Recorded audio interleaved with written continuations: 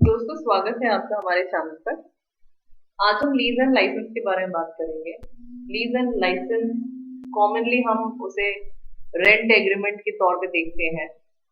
Agreement कोई सा भी एग्रीमेंट जिसमें आप किसी की प्रॉपर्टी या तो रेंट पे ले रहे हैं या आप उसे किसी अदर टर्म्स एंड कंडीशंस पे ले रहे हैं। हम नॉर्मली उसको एक रेंट एग्रीमेंट कहते हैं या लीज एग्रीमेंट कहते हैं या लीव एंड लाइसेंस कहते हैं। तो ये क्या होता है, इस वीडियो में हम उसी के बारे में बात करेंगे। क्या गलती हम करते हैं या किन गलतियों से हमें बचना चाहिए और कौन सा एग्रीमेंट हमें एंटर होना चाहिए, मैं इस वीडियो में उसी के बारे में बात करूंगी। एक बहुत इंपॉर्टेंट वीडियो है, आपको एंड तक मेरे साथ रहना है। अगर आपने अभी तक चैनल को सब्सक्राइब नहीं किया है तो प्लीज कर दीजिए और एंड तक बने रहिए ताकि आप इसे पर लाइक एंड शेयर भी कर सकें। तो लीज एग्रीमेंट्स के बारे में बात करते हैं। लीज एग्रीमेंट्स जो है वो पोटेंशियली टेनेंट्स को परमानेंटली प्रेमाइस को ऑक्यूपाई करने के लिए टेम्प्ट करते हैं। अगर आप लीज को स्पेसिफिकली देखेंगे कि लीज क्या होती है, तो लीज एग्रीमेंट में क्या होता है, आपके पास जब आप उस एग्रीमेंट को एग्जीक्यूट करते हैं तो आपके पास एक एक्सक्लूसिव राइट आता है। जैसे कि मेरा घर है, मेरा घर मुझे रेंट पे देना है। तो अगर मुझे घर रेंट पे देना है तो मुझे उसे लीज पे देना चाहिए या लीव एंड लाइसेंस पे देना चाहिए। ये सबसे पहला क्वेश्चन हमारे दिमाग में आना चाहिए, जो कि नहीं आता है। क्यों नहीं आता है? क्योंकि हम नॉर्मली हर तरीके से कहते हैं रेंट एग्रीमेंट बनवा लो। रेंट एग्रीमेंट आपका लीव एंड लाइसेंस एग्रीमेंट है या लीज एग्रीमेंट है, ये आप तभी डिसाइड कर पाएंगे जब आप उस एग्रीमेंट के टर्म्स एंड कंडीशंस को देखेंगे। क्योंकि लीज एग्रीमेंट जो होता है वो टेनेंट्स को उसे उस तरीके से ऑक्यूपाई करने देता है जैसे कि वो उनका ही है। उसके बदले में वो आपको कोई XYZ अमाउंट पे कर रहे हैं। तो इतनी ज्यादा एक्सक्लूसिव राइट्स और इतना क्या कहते हैं उन्हें यूज करने का जो एक्सक्लूसिवनेस है, इसे हमें रोकना होगा। आप कई बार देखते होंगे कि कोई भी रेंटल ऑफ प्रॉपर्टी जो है जिसे किसी ने ऑक्यूपाई किया हुआ है, वो फिर बाद में उस पर क्लेम डाल देते कि हम हमारी है, हम इतने सालों से इस पे रह रहे हैं, हम ये हम वो, एंड कोर्ट में क्लेम डाल देते हैं कि अब ये प्रॉपर्टी हमारी है, हम इसको खाली नहीं करेंगे। क्यों आते हैं ये प्रॉब्लम्स? ये प्रॉब्लम्स इसीलिए आते हैं क्योंकि जब आप एग्रीमेंट बनाते हो आपको पता ही नहीं होता है कि आपने एग्रीमेंट क्या बनाया है या आपको कैसा बनाना चाहिए।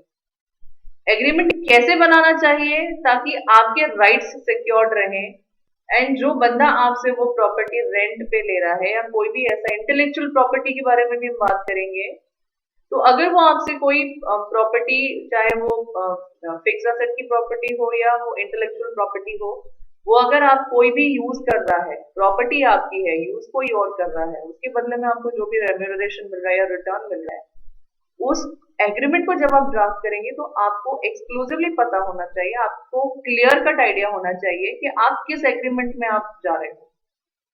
लीज एग्रीमेंट है, लीव एंड लाइसेंस एग्रीमेंट है या लाइसेंस है, वो आपको पता होना चाहिए कि आपको करना क्या है। सो अब जब हम बात कर रहे हैं और इस वीडियो के एंड तक आप मेरे साथ रहेंगे तो आपको आइडिया आ जाएगा कि आपको एक्चुअली कैसा एग्रीमेंट ड्राफ्ट करना है। कोई भी अपनी प्रॉपर्टी किसी को अगर आप यूज करने दे रहे हैं फॉर अ स्मॉल कंसिडरेशन और for a bigger consideration, consideration is not important here, क्योंकि आप प्रॉपर्टी किसी को यूज करने भी दो और बाद में वो उसे हथिया ले, तो ये इंटेंशन या अगले पार्टी का अगर ये इंटेंशन भी है तो भी आप अपने एग्रीमेंट में ऐसे क्लॉजेस डालिए कि वो ऐसा ना कर पाए। सो इसमें हमें ध्यान रखना है। तो मैं लीज एग्रीमेंट से शुरू कर रही हूँ। लीज एग्रीमेंट जो होता है ये पोटेंशियली एनकरेज करता है टेनेंट्स को परमानेंटली ऑक्यूपाई करने के लिए। तो कभी भी आप लीज एग्रीमेंट मत बनाइएगा, आपको यहाँ पे लीव एंड लाइसेंस एग्रीमेंट बनाना चाहिए। तो उसके बारे में बात करूंगी मैं, one by one let us take up the matter. So lease agreements potentially encourage tenants to permanently occupy the premises, giving them an interest in the property. Under such circumstances, it can be difficult. ये difficult तभी होता है कि आप अभी किराएदार से खाली नहीं करवा पा रहे हो, वो इसी वजह से because you have entered into a lease agreement और you have not entered into an agreement. दोनों ही रीजन हो सकते हैं। So majority of the rent agreements in India are drafted for an 11th month period. ये सबसे best चीज है, आपको 11 महीने का ही एग्रीमेंट बनाना चाहिए। इसका फायदा ये है कि 11 महीने के, अगर आपका 11 महीने का एग्रीमेंट है तो उसमें रजिस्ट्रेशन का रिक्वायरमेंट नहीं आता है। और रजिस्ट्रेशन का रिक्वायरमेंट न आने के बावजूद भी ये बिल्कुल लीगली वैलिड डॉक्यूमेंट है जिसे आप कोर्ट में प्रेजेंट कर सकते हो। ओके, सो विन विन सिचुएशन है। 11 महीने का एग्रीमेंट बनाइए। बहुत सारे लोग 2 साल 4 साल 5 साल का एग्रीमेंट बनाते हैं एंड लीज एग्रीमेंट बनाते हैं। तो आपको ध्यान रखना है, लीज एग्रीमेंट नहीं बनाएंगे आप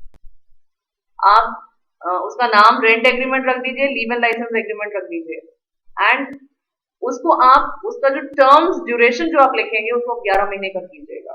11 महीने का करने से क्या होता है, रजिस्ट्रेशन के रिक्वायरमेंट से आप बच जाते हैं एंड दूसरी 11 महीने के बाद आपको उसे रिन्यू कराना होता है या एग्रीमेंट को दोबारा से उसको आपको एक सप्लीमेंट्री एग्रीमेंट बनाना होता है, डीड बनानी होती है, सो दैट आप उसको 11 महीने के लिए और एक्सटेंशन दे सकते हैं या आप उसे खाली करवा सकते हैं। कई बार कुछ जो रेंट पे जो लोग रहते हैं वो कभी कभी नटोरियस भी होते हैं, से लाइक बैचलर्स हैं कुछ हैं और आप उसे खाली करवाना चाहते हैं, तो आपके लिए बहुत इजी पॉइंट होता है। अच्छी फैमिली है तो आप हमेशा उसे एक्सटेंड ही करते हैं। So despite no registration, it's an legally valid document in the eyes of law. Court of law में वो एडमिसिबल है। तो कोई भी डिस्प्यूट अगर होता है देन हमेशा वो आपके हक में रहेगा। सो लीज कैन बी रिटन और वर्बल। रिटन एंड वर्बल हो सकती है, कहीं भी एक्ट में रिक्वायरमेंट नहीं है, बट बेशक रिक्वायरमेंट नहीं है एक्ट में, बट वर्बल लीज एग्रीमेंट आप कभी भी एनफोर्स नहीं कर सकते, एनफोर्सेबल नहीं हो पाती है जब लॉ की बात आती है। So it's always better to be a written document. Written document clear all the doubt. So बहुत सारे स्टेट्स अलग अलग तरीके से गवर्न करते हैं, जैसे different states have their own laws which govern lease agreement, such as Delhi rent act, Maharashtra rent act and Tamil Nadu building lease and rent control act. तो ये एक्ट्स इन डिफरेंट स्टेट्स पर लगते हैं। तो जब भी आप अपना कोई लीज या लीव एंड लाइसेंस एग्रीमेंट बनाएं तो आप अगर इन पर्टिकुलर स्टेट्स में रहते हैं तो you have to be careful, cautious रहिए, लॉ का नॉलेज होना चाहिए। इंपॉर्टेंट पॉइंट जो आपको लीज और रेंटल एग्रीमेंट में कवर करने होते हैं वो मैं आपको इस वीडियो में आपको एंड में वो सारे सैंपल डॉक्यूमेंट्स बताऊंगी जो आप किसी ना किसी सिनेरियो में आप उसमें फॉल हो सकते हैं, वो आपको कभी भी रिक्वायरमेंट में आ सकता है। तो वो सारे डॉक्यूमेंट्स मैं आपको बताऊंगी। तो अगर आपके नोटिस में आ जाते हैं तो आप कभी भी वापस मेरे चैनल पर आकर उन डॉक्यूमेंट्स को देख सकते हैं एंड लिंक उसका डिस्क्रिप्शन बॉक्स में होगा, वो आपको इजीली अवेलेबल हो जाएंगे हमारे चैनल पर। So stay with me. तो आपको रेंट एग्रीमेंट का जो सबसे इम्पोर्टेंट चीजें होती हैं वो मैंने इसमें लिस्ट डाउन की है। आप और भी इसमें टर्म्स एंड कंडीशंस लगा सकते हो। तो जो मैंने रेंट एग्रीमेंट बनाए हुए हैं, जो मैंने सैंपल एग्रीमेंट्स आपके साथ शेयर करूंगी, उसमें ये और सारी चीजें डूज एंड डोंट्स मैंने ध्यान में रखी हुई है। आपके लिए बिल्कुल रेडी टू ईट प्रोडक्ट है वो। सो यहाँ पे हम जो, अगर आप खुद बना रहे हैं तो आप इन चीजों का ध्यान रखिएगा कि आपके रेंटल एग्रीमेंट में आप केवाईसी डॉक्यूमेंट जरूर रखिएगा अपने पास। लिए बहुत जरूरी हो गया है कि आप कस्टमर की केवाईसी रखिए, आधार कार्ड, पैन कार्ड, ये जरूर अपने पास रखिएगा। पहले ये सब नहीं होता था, हम आधार कार्ड पैन कार्ड कब मांगते थे अपने क्लाइंट से, मतलब जो रेंट पर आया है उससे, पर अब जरूरी है। लिमिट्स ऑफ ऑक्यूपेंसी आप रादर उसको बिल्कुल डॉक्यूमेंट ही कर दीजिए कि so and so client with Aadhaar and pan. So limits on occupancy कि आप कितने दिन का कितना क्या क्या आप कर सकते हैं, नहीं कर सकते हैं। टर्म ऑफ द टेनेंसी डालिएगा, 11 महीने का ही बनाइएगा अगर आप रेंटल एग्रीमेंट बना रहे हैं तो, या लीव एंड लाइसेंस एग्रीमेंट बना रहे हैं तो you should make it only for 11 months। Rent आप स्पेसिफाई करेंगे, डिपॉजिट और फीस अगर आप उससे ले रहे हैं, डिपॉजिट लिया है तो डिपॉजिट को ओपन कीजिए, सारी चीजें आप ओपन कीजिए। Terms and conditions, repairs and maintenance की ड्यूटी होगी, आप रेंटल प्रॉपर्टी में कब कब कैसे कैसे एंटर होंगे, वो सारी कंडीशंस आप उसमें लिखिएगा। इलीगल एक्टिविटी नहीं करेंगे आप, रिस्पॉन्सिबिलिटी क्या होगी, और अगर आपने टर्म्स एंड कंडीशंस नहीं फॉलो किए तो उसकी पेनल्टी क्या होगी। ये बहुत इंपॉर्टेंट पॉइंट है, इसमें से एक भी मिस नहीं कीजिएगा जब भी आप अपना एग्रीमेंट बनाएं, because this is going to save you from all the future accidences. आपको ये हमेशा बचा के चलेगा, सेव रख के चलेगा, ताकि आप किसी भी प्रॉब्लम में लैंड अप ना हो। Next we are coming to licence agreement. Licence, अब हम जो बात कर रहे हैं, licence as per section 52 of the Indian easement act 1882, agreement जहाँ पे एक बंदा यानी एक पर्सन दूसरे पर्सन को एक राइट देता है upon the immovable property of the grantor, something which would in the absence of such right be unlawful. तो यहाँ पे लाइसेंस है कि आप अगर उसको कोई भी एग्रीमेंट बना रहे हैं जहां पर आप इमूवेबल प्रॉपर्टी है और आप उसको लाइसेंस दे रहे हैं, अगर बिना लाइसेंस के वो आपकी उस चीज को करता है तो वो अनलॉफुल रहेगा। तो लाइसेंस यहाँ पे इम्पोर्टेंट है, whether it is an immovable property or an movable property. So a licensing agreement is a legal contract between two parties, जो दो लोगों के बीच का कॉन्ट्रैक्ट है जिसमें जो लाइसेंस देता है उसे लाइसेंसर कहते हैं एंड जो लाइसेंस लेता है उसे लाइसेंसी कहते हैं। तो लाइसेंसिंग एग्रीमेंट में लाइसेंसर जो है वो लाइसेंसी को वो सारे राइट्स देता है, जो भी वो चीज यूज उसके लिए जिस चीज के लिए वो राइट दे रहा है। जैसे मेरे पास एक ब्रांड नेम है तो मैं उसे मेरा ब्रांड नेम यूज करने का राइट दे रही हूँ। जो फ्रेंचाइजी एग्रीमेंट्स होते हैं, लाइसेंसिंग एग्रीमेंट्स होते हैं, ये सब आपको नाम यूज करने के लिए देते हैं। आपका नाम यूज होता है, आप ट्रेडमार्क यूज करते हो, पेटेंट टेक्नोलॉजी, कॉपीराइट, जो सारी आप करते हो उसमें आपको ये एग्रीमेंट बनाना होता है। An effective licensing agreement is the most effective solution for protecting your intellectual property. A licensing agreement allows owners of intellectual property to authorize third parties to use, alter or resell the property for a mutually agreed upon price without transferring ownership. सबसे important बात यही होती है, को use करने दे रहे हैं and आप अपनी उस ओनरशिप को बिल्कुल भी ट्रांसफर नहीं कर रहे हैं, वो ownership will always rest with you. इसीलिए ये एग्रीमेंट्स बनाए जाते हैं सो दैट आपने अगर किसी कोई चीज यूज करने दे दी है तो वो उसे इन फ्यूचर अपनी चीज कहने का गट्स ना करे। इसीलिए एग्रीमेंट इंपॉर्टेंट है। वो उस इट्स अ ब्रिज जो एक लाइसेंसर और लाइसेंसी के बीच के गैप को ब्रिज करता है। तो कभी भी लाइसेंसी लाइसेंसर की तरफ नहीं आ सकता है, he has to maintain that the other end of the bridge, जैसे एग्रीमेंट। तो आप देखेंगे कि जो मैंने पहली वाली स्लाइड में एक्सप्लेन किया था, the reason apartments are often licensed for 11 months, तो मैंने लीव एंड लाइसेंस बोला था, लीव एंड लाइसेंस एग्रीमेंट जो है वो इसीलिए कहा था कि आप लीज एग्रीमेंट नहीं बनाइए। लीज जो होती है वो एक बहुत ब्रॉड कॉन्सेप्ट है, जहाँ पे आप एक्सक्लूसिव राइट्स देते हैं, जैसे कंस्ट्रक्शन कॉन्ट्रैक्ट है जहाँ पे आप लेसी को एक एक्सक्लूसिव राइट देते हैं उस प्रॉपर्टी को जिस तरीके से यूज करने का। लीज एंड जो लीव एंड लाइसेंस एग्रीमेंट है वो आप 11 मंथ्स के लिए बनाते हैं ताकि आप उसे मिनिमम नोटिस पे निकाल सकें। एंड जो रजिस्ट्रेशन का रिक्वायरमेंट है वो लेस देन 12 मंथ्स के डॉक्यूमेंट्स पे अप्लाई नहीं होता है, सो आप यहाँ पे विन-विन सिचुएशन पर हैं। So a license, however, gives the tenant the right to merely use the property for a limited time period. आप ड्यूरेशन मेंशन करते हैं लीव एंड लाइसेंस में। आपको ये फॉर्मेट्स भी मिलेंगे मेरे चैनल पर, बने रहिए। कौन से फॉर्मेट्स मैं आपके साथ शेयर कर रही हूँ वो अभी स्लाइड्स में मैं आपको बताऊंगी। Thereby ensuring regular renewal of the terms. तो 11 महीने का अगर कॉन्ट्रैक्ट बना हुआ है, आपका एग्रीमेंट बना हुआ है, आपका लाइसेंस एग्रीमेंट बना हुआ है, आपका रेंट एग्रीमेंट बना हुआ है, तो आप वो 11 महीने के बाद उसको रिन्यू कराएंगे। रिन्यू कराने का मतलब तो यही होता है ना that you are the exclusive owner.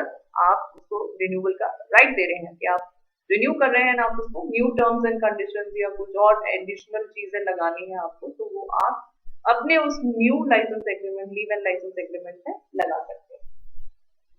You don't sign a lease agreement when you rent a house, even though you often hear people say that they are on a lease.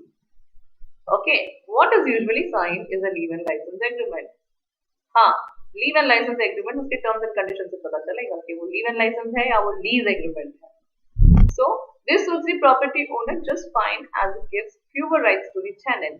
Rights कम मिलते हैं and rights कम मिलते हैं तो वो अपने extra rights को जबरदस्ती एक्सरसाइज नहीं कर सकता because he doesn't have the right.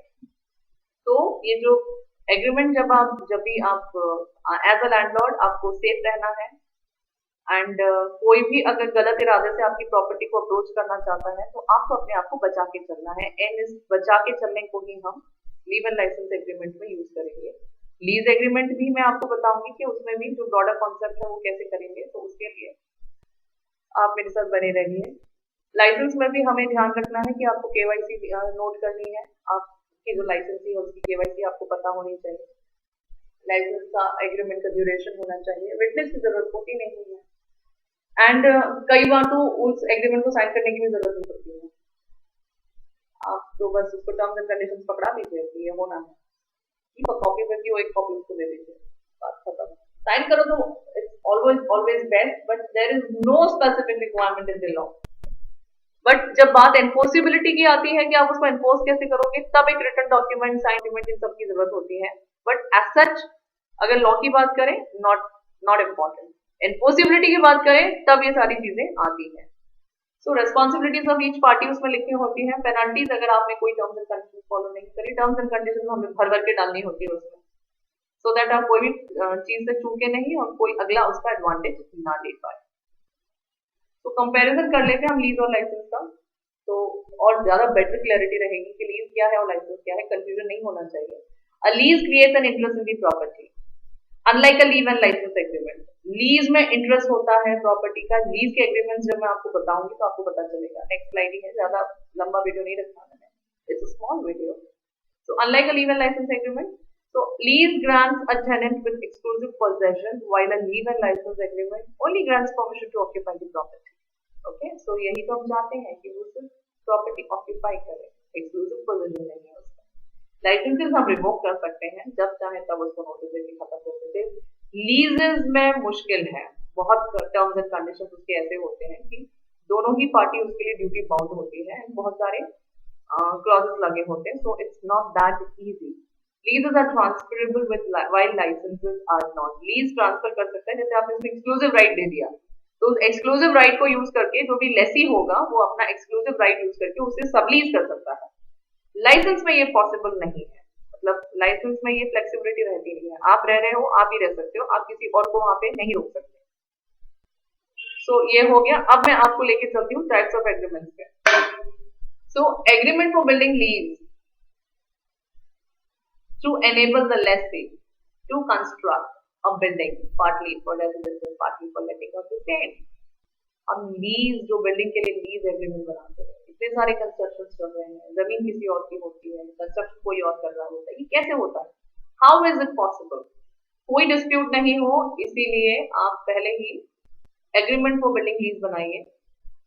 Agreement for building जो भी है आपका लीज एग्रीमेंट फॉर बिल्डिंग, उसे बनाइए एंड उसमें आप अपनी टर्म्स एंड कंडीशंस ओपन कीजिए, क्योंकि ये जो लीज एग्रीमेंट है ये कोई 5 महीना, 7 महीना, 11 महीना में खत्म होने वाली चीजें नहीं होती है। It's a time consuming affair. तो उसमें आप अपनी प्रॉपर्टी को भी एक्सक्लूसिव राइट देते हो लेसी को, जहां वो कंस्ट्रक्शन कर सकता है, जैसे चाहे उसको यूज कर सकता है। ओके, तो ये एग्रीमेंट मैंने ड्राफ्ट किया हुआ है, आप उसको मेरे चैनल पर से देख सकते हैं। देन एग्रीमेंट जो मैंने आपके लिए ड्राफ्ट किया हुआ है, it's an agreement for letting furnished dwelling house or flat together with the furniture, fixtures and effects thereon. So ये letting out है, तो ये लीव एंड लाइसेंस वाला है। इसकी टर्म्स एंड कंडीशन जब आप देखेंगे तो आप देखेंगे कि ओनर को कितना बचा के रखा हुआ है, एंड जो आपका जो भी लाइसेंसी है, या अगर मैं लेसी भी कहूँ और विद वेरी लिमिटेड आपने उसको ऑप्शन दिए हुए हैं, तो भी वो फिर कई बार वो लीज एग्रीमेंट भी लाइसेंस एग्रीमेंट भी लीव एंड लाइसेंस की तरह ही काम करता है। बहुत बार लोग कहते हैं लीज एग्रीमेंट है, but when you see the terms and conditions तो लीज एग्रीमेंट नहीं होता है, वो actually it's a leave and licence agreement. So आपको ये चीज का ध्यान रखना है कि आप दोनों में फर्क कैसे पता करोगे, कि सिर्फ ऊपर नाम लिख देने से लीज एग्रीमेंट या लाइसेंस एग्रीमेंट है तो उससे कोई वो leave and licence and lease agreement नहीं हो जाता है। Terms and conditions will make you aware. आपके टर्म्स एंड कंडीशंस आपको बताएंगे कि वो लीज है या लाइसेंस एग्रीमेंट है। So agreement to lease for a long period with a view to construct a building or other structure either for letting out or for carrying on business. आप या तो लेट आउट करना करेंगे, बना के उसको आप किराए पे देंगे, या आप उसका बिजनेस चलाएंगे। जैसे कोई आपके पास प्लॉट ऑफ लैंड है, आपने किसी को दे दिया कि ठीक है तुम यहाँ पे अपना इंडस्ट्रियल यूनिट लगा दो, तो आज आपने इंडस्ट्रियल यूनिट लगा दिया और 11 महीने बाद आप बोलो खाली कर दो, तो वो पॉसिबल नहीं है। इसीलिए उसके लिए एक लीज एग्रीमेंट बनता है, एंड वो बहुत लंबे ड्यूरेशन के लिए होता है, एंड बाद में उसे आप एक्सटेंशन का भी आप उसमें क्लॉज डालते हो, तो आप उसे एक्सटेंड भी कर सकते हो। Next we are coming to agreement to lease of land. मैंने जो इसमें एग्रीमेंट्स रखे, इसमें लीव, लाइसेंस, सरेंडर, रिन्यूअल, सारे तरीके के, मतलब everything under lease and licence cover किया है। लीज, लीव एंड लाइसेंस, ये आपको इसमें ऑलमोस्ट सारे डॉक्यूमेंट्स मिलेंगे एंड आई एम श्योर कि कोई ना कोई डॉक्यूमेंट आपकी रिक्वायरमेंट को मैच होगा, थोड़ा बहुत आपको अगर मॉडिफिकेशन उसमें करना हो तो। ये आपको बहुत इजीली मेरे चैनल पर मिलेंगे, so you can get them आराम से। कोई नहीं मिले तो बताइएगा, आई विल मेक श्योर कि मैं आपको उसे अवेलेबल करा दूँ। So supplemental deed for modification of the terms of the original lease, जैसे अगर आपने कोई आपका कोई लीज चल रहा है, उसमें आप कोई मॉडिफिकेशन करवाना चाहते हैं टर्म्स ऑफ यूज में, अगर लेसी कहता है कि मुझे ये और एडिशनल राइट चाहिए, तो आप या आप सोचते हो कि नहीं यहाँ पे मुझे इसका राइट थोड़ा सा कम करना है, तो वो आप कर सकते हो। तो उसके लिए आपको एक सप्लीमेंट्री डीड बनानी होगी, तो इसका भी फॉर्मेट मैंने दिया हुआ है, आप उसमें से देख सकते हैं, पढ़ सकते हैं। डीड ऑफ लीज जो है वो स्पेसिफाइड फिक्स टर्म के लिए हो सकती है, तो फिक्स टर्म की कोई भी लीज अगर आपको बनानी है तो ये उसके लिए कॉन्ट्रैक्ट है जो लीज डीड बनेगी। So lease deed for a term in perpetuity for development and construction of industrial shares and establishment of an industrial estate, ये बहुत बड़ी बड़ी चीजें हैं। तो ये सारी लीज डीड्स मैंने इसमें रखी हुई हैं, अगर आप उसमें से कोई भी आप यूज करना चाहें आप यूज कर सकते हैं। तो there is a deed of renewal of lease, कोई लीज अगर आपकी एक्सपायर हो गई है, जैसे लीज अगर 25 साल के लिए थी, 50 साल के लिए थी, एक्सपायर हो रही है, देन आप उसके रिन्यूअल के लिए जा सकते हैं। There is a deed of sub lease, अगर आप लेसी हो और आप किसी को सब लीज करना चाहते हो तो आप उससे सब लीज भी कर सकते हैं। तो एक वैसा भी फॉर्मेट मैंने इस पर रखा हुआ है, सो दैट आप उसका यूज कर सको। Deed of surrender of lease, इसमें अगर आपको लीज सरेंडर करनी है फॉर एनी रीजन तो आप उसे सरेंडर कर सकते हैं। कोई भी चीज अगर बनी है, अगर लीज डीड बनी है तो सरेंडर वाली डीड भी बननी चाहिए, अगर आप उससे निकल गए हो, वरना आप एज अ लेसी कोई भी आगे अगर उस प्रॉपर्टी पे या वो जो आपका लीज एग्रीमेंट बना हुआ है, अगर उस प्रॉपर्टी पे कोई भी XYZ इंसिडेंट होता है या कुछ होता है, then you may be held responsible. तो कई बार आप देखेंगे कि जैसे हमने कार बेच दी तो आपको आरटीओ में जाकर उसे ट्रांसफर कराना होता है जिसके भी नाम पर आपने बेची है। अदरवाइज उस दौरान अगर कोई और आपकी कार यूज कर रहा है and if there is something XY that happens, then normally क्योंकि कार आपके नाम पे रजिस्टर्ड है, then you will be getting catch hold by the department. तो इसीलिए कोई अगर एग्रीमेंट बना हुआ है आपके नाम पर है एंड आप अब उस एग्रीमेंट का पार्ट नहीं हो, then you have to give it as a surrender of lease, या आपको अपना क्लियर टाइटल या क्लियर पिक्चर ओपन रखना चाहिए, सो दैट आगे जो भी इंसिडेंट या अनफॉर्सिन सर्कमस्टांसेस आते हैं तो उसमें आप लायबल या पेनलाइज ना। Lease deed of surrender of the whole property, कई बार कुछ कॉन्ट्रैक्ट्स वर्कआउट नहीं होते हैं, तो उसके लिए भी मैंने ऑप्शन रखा हुआ है, you can make use of that deed. Then I have the lease and license agreement in respect of a part of the premises for carrying business on lease and license. तो मेरे पास एक premises है, part premises मैंने ली है, बड़ी जगह है, उसमें से आधा हिस्सा दिया हुआ है लीज एंड लाइसेंस बिजनेस के लिए, तो उसके लिए भी एग्रीमेंट है, आप उसे देख सकते हैं। Then I have another 15 more agreements on this slide. तो lease and licence agreement for a company for residence office officers, कई बार कोई कंपनी सेटअप होती है किसी एरिया में, तो वो वहां पे अपने ऑफिसर्स को रहने के लिए पूरी की पूरी बिल्डिंग लीज पे ले लेती है, वो वहां पे लीज एग्रीमेंट काम में आता है। वो पूरी बिल्डिंग का एक्सक्लूसिव होल्ड वो रखते हैं लिमिटेड पीरियड या जितने भी लंबे पीरियड के लिए, वहां पे लीज एग्रीमेंट बनता है। तो लीज और लाइसेंस एग्रीमेंट बनता है, वहां पे लीव एंड लाइसेंस नहीं बनता है क्योंकि इसकी टर्म्स एंड कंडीशन थोड़ी सी डिफरेंट होती है, इसीलिए ये वाला मैंने इसमें एग्रीमेंट इंक्लूड किया हुआ है। Then there is a lease deed of land, अगर कोई लैंड आपने डेवलपमेंट कंस्ट्रक्शन के लिए दिया हुआ है, रिकंस्ट्रक्शन के लिए दिया हुआ है, वो भी। लीज नेक्स्ट जो है लीज डिस्गाइज्ड एज लाइसेंस, आप देखेंगे use of bungalow temporary for residence come business purposes, ये उसके लिए लिया है कि आपने दिया तो लीज पर है, पर वो मोर लाइक अ लाइसेंस आपको वर्कआउट होगा जब आप उसके terms and conditions go through करेंगे। तो next we have the lease deed of a fully furnished house for residential purpose, ये बहुत कॉमन है, आपको ऑलमोस्ट हर किसी को यूज में आना चाहिए। अगर आप खुद के घर में रह रहे हो तो हो सकता है आपके मिलने जुलने वाले, आपके रिलेटिव्स, आपके फ्रेंड्स, आपके close ones, near and dear ones, ये कहीं रेजिडेंशियल अपार्टमेंट में शिफ्ट हो रहे हैं, तो वहां पर आपको कैसा लीज डीड बनवाना है वो आपको ध्यान में रखना है। Then there is a lease of building for office, आपने किसी बिल्डिंग में ऑफिस लिया या पूरी बिल्डिंग आपने ऑफिस बनाई हुई है, तो ये उसके लिए मैंने एक सैंपल रखा है। सो आप देखेंगे मैंने इतने सारे डॉक्यूमेंट्स एग्रीमेंट्स इसमें रखे हुए हैं, सो दैट कोई ना कोई इन एनी एस्पेक्ट आपके रेगुलर रूटीन में, चाहे आप बिजनेस करना चाहें, आप बिजनेस में, आप कंस्ट्रक्शन के बिजनेस में हो, या आप इंडस्ट्रियल यूनिट सेट कर रहे हो, या आप फैक्ट्री सेट कर रहे हो, तो आपके लिए लीज डीड बहुत इंपॉर्टेंट है। इन लीज डीड्स को एक बार तो देखने का बनता है, क्योंकि इसमें पॉइंट्स है, वो पॉइंट्स बहुत वर्सेटाइल है। ये वर्सेटाइल पॉइंट्स आपको हेल्प करेंगे कि आप अपनी लीज डीड में, अगर आपका कोई लीज एंड लाइसेंस आपने एंटर किया है, तो उसमें आपको ये चीजों को इंक्लूड करना चाहिए। Then I have a lease of land for limited period. Lease deed है मंथली टेनेंसी पे। तो ये सारे के सारे ऐसी चीजें हैं ना, ये जरूर काम आती हैं। Licence authorising the licensee to use the part of the land of the licensor.